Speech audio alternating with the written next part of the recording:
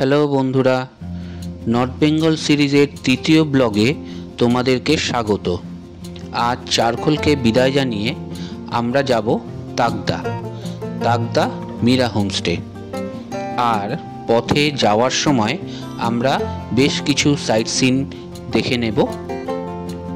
তো চলো আমার সঙ্গে ভিডিওটা শুরু করি।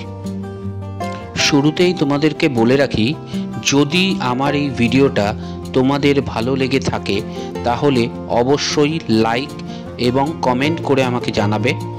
আর যারা আমার এই ভিডিওতে নতুন তারা অবশ্যই চ্যানেলকে সাবস্ক্রাইব করে পাশে থাকা বেল আইকনটা প্রেস করে দেবে, তাকি আমি যখনই কোনো ভিডিও আপলোড করব তার নোটিফিকেশান তোমাদের কাছে পৌঁছে যায়। প্রথমেই আমরা এসে পৌঁছেছি মঞ্জুশ্রী রিসর্টে। এটা পানবুদারাতে অবস্থিত। এখানে এখন মঞ্জুশ্রী রিসর্টে জলের সাপ্লাই চলছে এবং এখানে অনেক গাড়ি তোমরা দেখতে পারবে। তার কারণ হচ্ছে ওদের যে গেস্টরা ছিল তারা সবাই চেক আউট করছে তার জন্য। তো এরকম মঞ্জুশ্রী রিসর্টে এরকম অনেক জায়গা তোমরা দেখতে পাবে, যেখান থেকে তোমরা এই মঞ্জুশ্রী রিসর্টের যে ভিউ, আশপাশের যে ভিউ, সেটা তোমরা ভালো করে যাতে দেখতে পাও। এরকম অনেকগুলো স্পট এরা করে রেখেছে।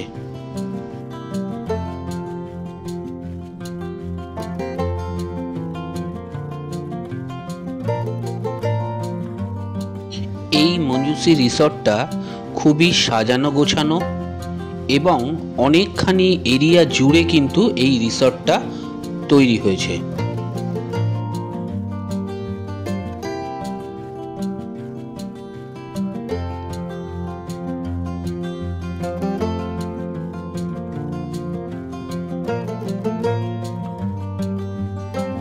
এই রিসর্টের মূল যে জায়গাটা, সেখান থেকে একটু নিচে নেমে গেলেও এখানেও কিন্তু এদের অনেক কটেজ আছে। ওয়েদার ক্লিয়ার থাকলে এই মঞ্জুশ্রী রিসর্ট থেকে বসেই তোমরা কিন্তু কাঞ্চনজঙ্ঘা স্পষ্ট দেখতে পাবে। বাট আমাদের ভাগ্য খারাপ, ওয়েদার ক্লিয়ার ছিল না, তাই আমরা দেখতে পারিনি।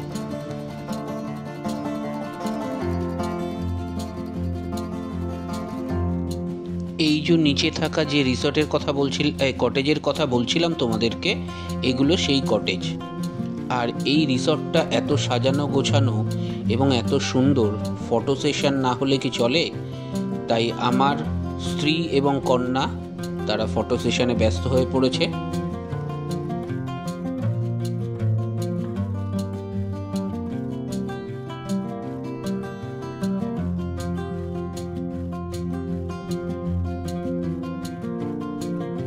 মঞ্জুশ্রী রিসর্ট দেখে আমরা সোজা চলে আসি পানবুদারা ভিউ পয়েন্টে। এই পানবুদারা ভিউ পয়েন্ট এর একদিক থেকে তোমরা যেমন তিস্তা নদীকে দেখতে পারবে এবং তার ঠিক উল্টো দিকে যদি আবহাওয়া ক্লিয়ার থাকে তোমরা কিন্তু শিলিগুড়িকেও দেখতে পাবে। বাট আমরা দেখতে পাইনি, কারণ ওয়েদার মেঘাচ্ছন্ন ছিল, কুয়াশা ঢাকা ছিল তাই।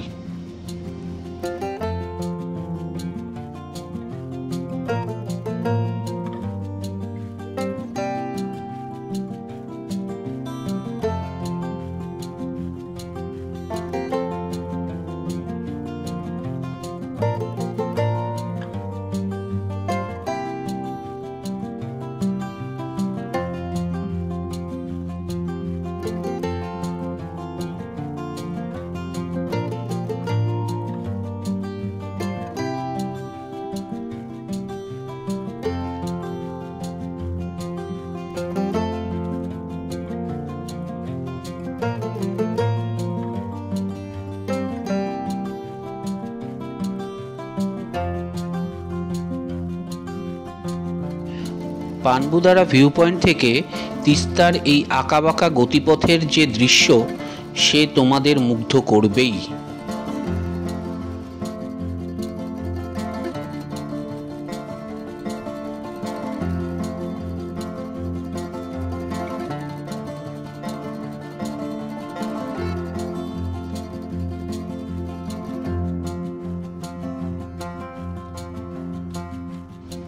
পানবুদারা ভিউ পয়েন্ট দেখে আমরা রওনা দিই তাকদার দিকে। পথে আমরা এসে পৌঁছাই তিস্তা ভ্যালি টি এস্টেট। এই তিস্তা ভ্যালি টি এস্টেট কিন্তু খুব বড় একটা টি এস্টেট এবং এর যে সৌন্দর্য তা বোধহয় ভাষায় প্রকাশ করা যাবে না। আমি জানি না ক্যামেরায় কতটা আমি ধরতে পেরেছি, কিন্তু আমি প্রত্যেককে বলবো যারা আমার এই ভিডিও দেখছো, যারা তাকদা বা ওই দিকে যাবে তারা অবশ্যই একবার তিস্তা ভ্যালি টি এস্টেটটা দেখে নেবে। সত্যিই খুব দারুণ জায়গা এবং দারুণ ভিউ।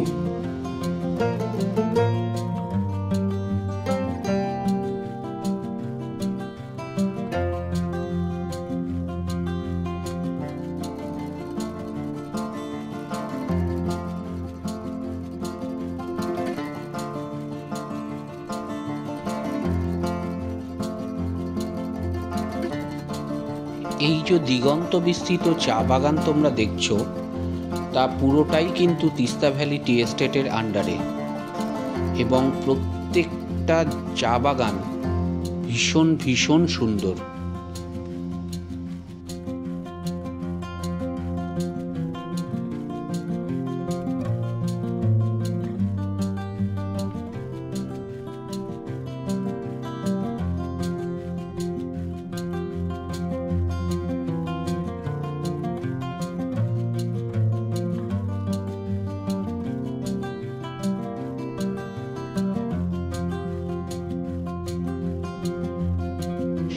এখন এই মুহূর্তে আমরা যে চা বাগানের মধ্য দিয়ে যাচ্ছি সেটাকে বলা হয় রংলি টি গার্ডেন। তোমরা অনেকেই রংলি টি গার্ডেনের নাম শুনেছ। এটি আরেকটি বিখ্যাত tea garden, wrongly tea garden.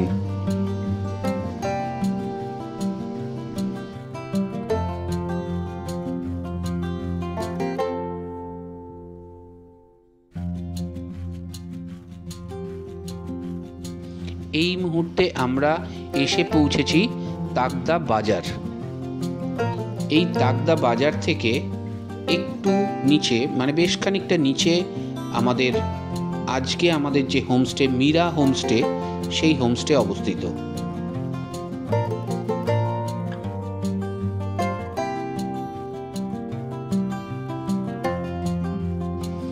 এই খাড়াই এবং সরু যে রাস্তা, সেই রাস্তা দিয়ে যখন আমাদের গাড়ি নিচের দিকে নামছিল তখন একটাই ভাবনা হচ্ছিল যে যদি উল্টো দিক থেকে একটা গাড়ি আসে তাহলে কিরমভাবে তাকে জাগা দেব। যাই হোক, আমরা মীরা হোমস্টেতে এসে পৌঁছেছি। এই আমাদের মীরা হোমস্টেতে পৌঁছেই লাঞ্চ সেরে নিয়েছিলাম এবং তারপরেই হোমস্টের যে ওনার ধনঞ্জয়, সেই ধনঞ্জয়ের সঙ্গে আমরা বেরিয়ে পড়েছিলাম আশপাশ চত্বরটা একটু ঘুরে দেখব আর রংলি টি গার্ডেনটা দেখব বলে। তো চলো আমাদের সঙ্গে। এটা হচ্ছে তাকদা হাই স্কুল, তখন বন্ধ ছিল।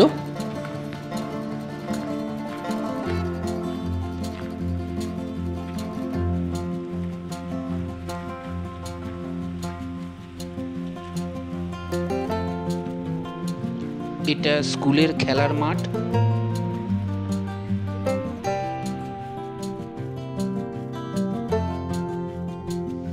আর এই আমরা পৌঁছে গেছি রংলি টি গার্ডেন।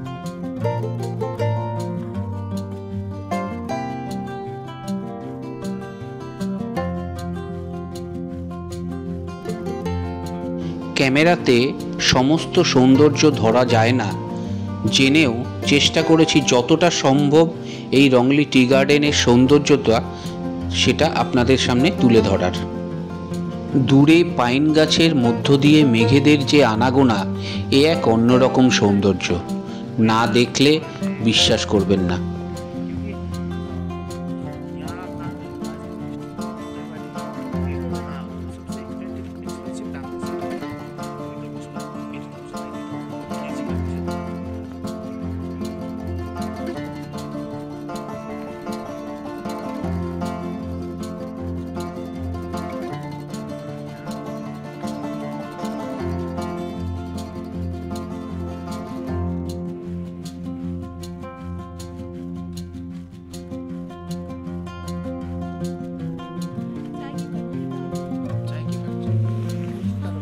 बोलो तो क्या होता है, कब ये कटिंग कब होगा? कटिंग आप थोड़ी दिन बाद हो जाएगा, उधर से करते करते करते आएगा, यहाँ जब यहाँ पर पहुँच जाएगा तो ये भी कटिंग हो जाएगा।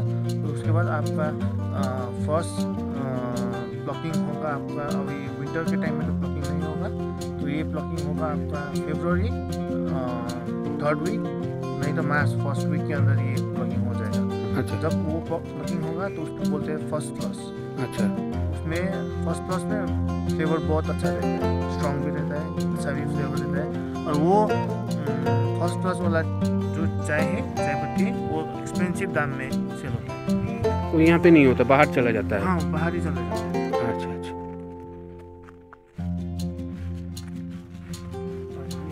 ये आपका सीड, ये शीट, ये अच्छा अच्छा, ये सीड, ये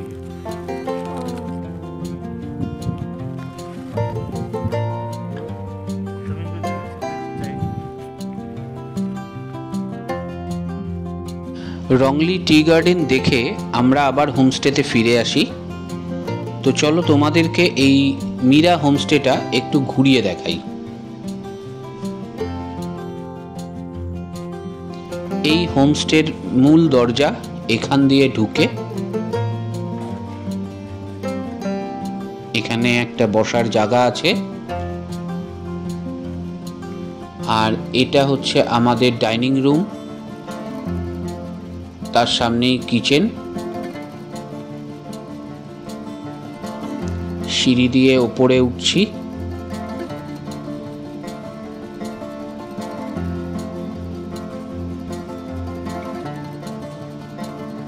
মীরা হোমস্টের ম্যাক্সিমাম রুমগুলোই সব ওপরে।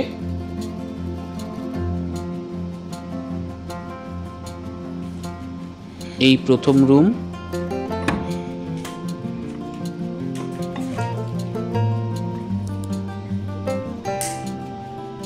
এই রুমে ঢুকলাম, এখানে একটা টেবিল, এখানে যে খাট আছে সেই খাটটায় আরামসে 3 জন থাকা যাবে।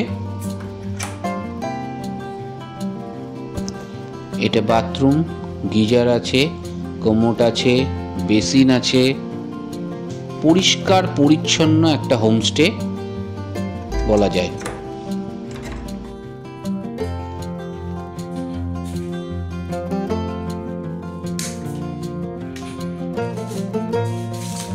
চলো এবার তোমাদের দ্বিতীয় ঘরটা দেখাই।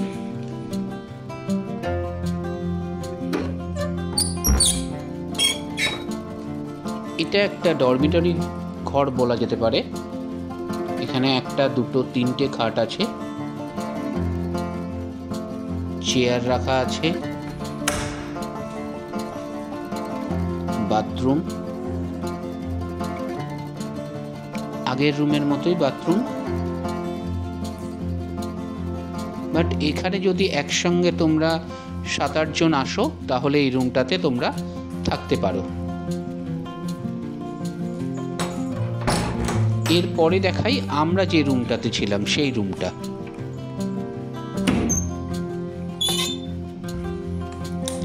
এখানে দুটো খাট আছে, একটা সিঙ্গেল আর একটা ডাবল।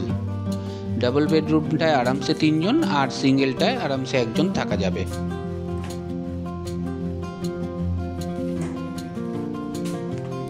একই বাথরুমের সব জিনিস একই, কিন্তু এই রুমটা একটু বড়, মানে যারা ফ্যামিলি নিয়ে সিঙ্গেল বাচ্চা নিয়ে থাকবেন তাদের জন্য এটা একটু বড়, কিন্তু খুব ভালো।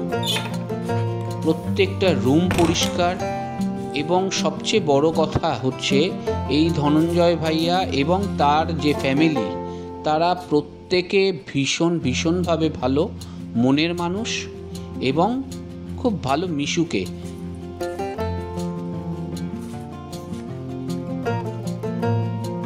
এই সিঁড়ি দিয়ে যদি আপনারা চান ছাদেও যেতে পারেন।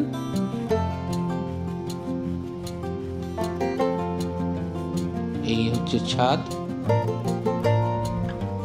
ছাদ থেকে চাইলে আপনারা সূর্যোদয় দেখতে পারবেন। আর এই হলো মীরা হোমস্টের নিজস্ব কমলালেবুর বাগান। দেখো কি সুন্দর কমলা লেবুগুলো ফলে রয়েছে গাছে। আমরা যখন গেছিলাম তখন লেবু ঠিকঠাক পাকেনি, আরও কিছুদিন সময় লাগবে বলেছিল ধনঞ্জয় ভাই।